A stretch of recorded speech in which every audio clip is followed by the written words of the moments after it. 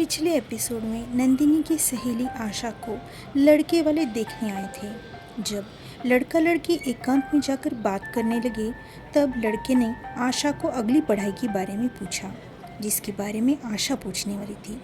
उस लड़के ने खुद ही पूछ लिया। आशा बहुत खुश हुई और उसने तय किया कि अगले दिन वो ये सब बातें नंदिनी और गीता को बताएगी। अब आगे। दूसरे दिन जब आशा कॉलेज आई तो उसने नंदिनी और गीता को सब कुछ बताया। दोनों बहुत खुश हुई कि आशा को इतना अच्छा जीवन साथी मिल रहा है। फिर तीनों मिलकर अपने सारे लेक्चर्स खत्म करके वापस अपने अपने घर चली जाती है। घर आने के बाद नंदिनी फ्रेश होकर लंच करके अपने कमरे में आराम कर रही थी। मोबाइल चलाते चलाते उसकी नज़र जन्मदिन वाले फ़ोटोज़ पे पड़ गई। एक वक्त आया था जब सब ने मिलकर फ़ोटो खिंचाई थी। उस वक्त समीर तिरछी आंखों से नंदिनी को ही देख रहा था और दोनों पास में ही खड़े थे। नंदिनी ये सब देखकर मन ही मन मुस्कुराई। उसे समीर की बात याद आ गई और वो शर्मा गई। उसने गलती से अपने कमरे का दरवाज़ा खुला ही रखा था, तो उसके एक्सप्रेशन से ही सब समझ आ रहा था। ये सब मामा सा कमरे के बाहर से देख रहे थे और वो अंदर आ गए। नंदिनी अभी भी अपने ख्यालों में खोई हुई थी। मामा सा उसके सामने आकर बैठ गए। नंदिनी उन्हें देखकर एकदम से उठ गई। मामा सा ने उसे इशारे से ही रिलैक्स रहने को कहा। नंदिनी ने पूछा, मामा सा आपको कुछ चाहिए था क्या? तभी मामा सा ने कहा, मुझे कुछ काम होगा तो ही मैं आऊँगा, ऐसा लगता है क्या तुम्हें? नंदिनी एकदम से बोलती है, नहीं नहीं ऐसा कुछ नहीं है। फिर मामा सा सीधे मुद्दे पर आ गए। उन्होंने कहा, क्या तुम समीर को चाहने लगी हो?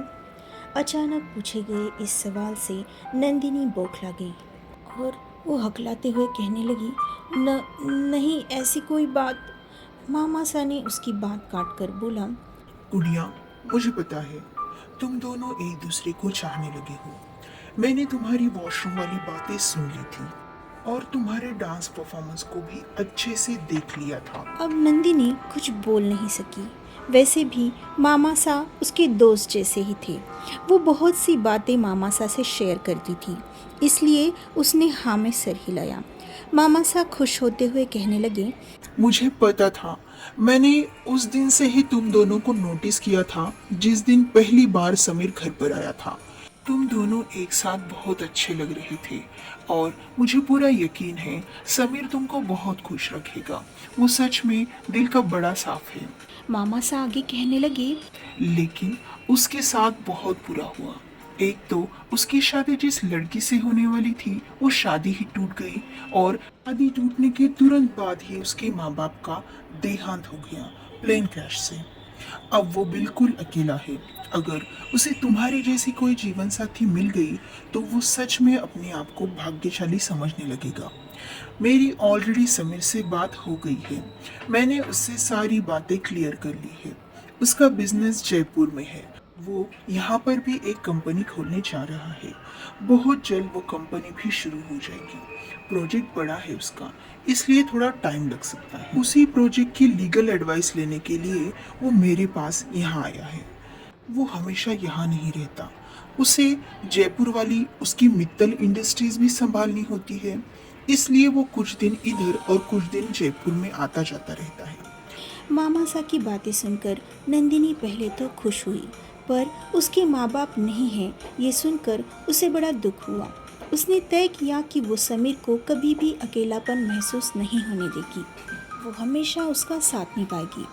मामा सा ने पूछा, गुड़िया, समीर के बारे में अभी हम घर वालों को कुछ नहीं बताएंगे। जब वक्त आएगा तुम्हारे विवाह का, उसी वक्त मैं सारी बातें तुम्हारी माँ को बताऊंगा और मुझे यकीन है कोई इसके खिलाफ नहीं होगा। नंदिनी खुश होकर मामा सा के गले लग गई। मामा सा को नंदिनी की हर छोटी छोटी बातें समझ आती थी, बचपन से ही, क्योंकि नंदिनी के जन्म से पहले ही मामा सा यहीं रहते थे और जब उसका जन्म हुआ तो नंदिनी को ज़्यादातर वही संभालते थे। अगर वो रो रही होती तो उसे खुश करने के लिए, उसे हंसाने के लिए बहुत प्रयास करते। बचपन से ही दोनों का बॉन्डिंग बहुत स्ट्रांग था।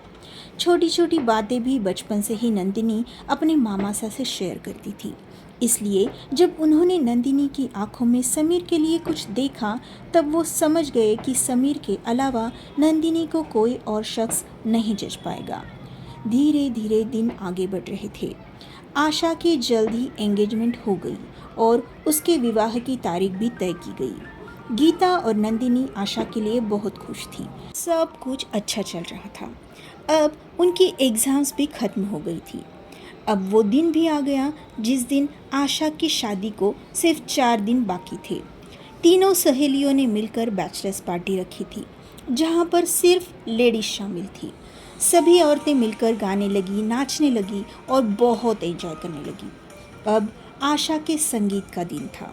दूल्हा और दुल्हन का परफॉर्मेंस बहुत ही आकर्षक था। जब आशा और उसका होने वाला पति साथ में नाच रहे थे, उस वक्त नंदिनी को समीर की याद आ गई। वो उन दोनों की जगह पर समीर और उसे इमेजिन करने लगी और मन ही मन मुस्कुराने लगी।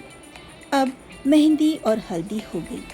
फाइनली शादी भी हो गई। जब विदाई का वक्त आया तो दोनों सहेलियां आशा के गले लगकर रोने लगी। भले ही वो एक ही शहर में रहने वाली थी, लेकिन अब दूरियां बढ़ गई थी।